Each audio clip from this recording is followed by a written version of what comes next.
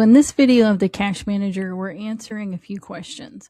Do I have to enter every transaction manually? How long do updates take? And what happens if I miss a week or two?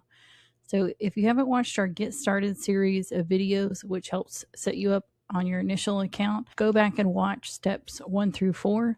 This video picks up after we've entered recurring bills and receivables, and the dates have passed, and now we need to enter some transactions to match our bank account. Following along with our previous videos, we have a fictional business that we're entering in some sample data. Right now, we can see that we have some overdue bills, receivables, and we have some transactions that are pending approval in our account.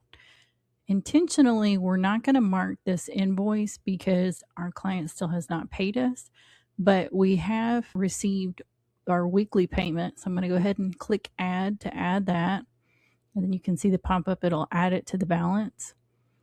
And then we did pay our payroll, so I'm going to click add on that. And we paid for storage, paid our car payment, we paid for some supplies, and our fuel card. Now, one thing I want you to notice is when we click to add this weekly, then it automatically recurred for the next one for the next week, which we just received. We're going to click add to add that to our balance. Now you can see we still have this one pending because we have a late client. Things are updated here in the bills and the receivables. See, this one's still overdue. And then for our cash summary, starting to see some more transactions come through.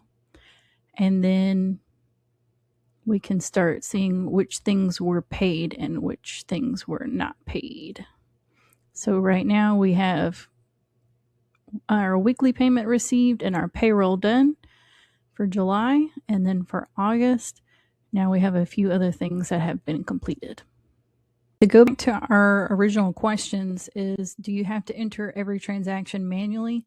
If you're entering transactions on something that wasn't already set up for the bills and receivables that were set for the future or to recur, then yes, you would add those transactions in.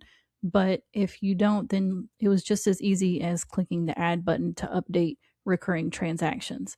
And as you saw, even though we missed almost 2 weeks, about a week and a half, we were still able to go back and update for the end of July and August to get us caught up to today. And if you have mostly recurring transactions, you saw it only took me just a few minutes to get current. So that answers how long does it take to update, which honestly would be only just a few minutes a week, depending on the amount of transactions you have in your account.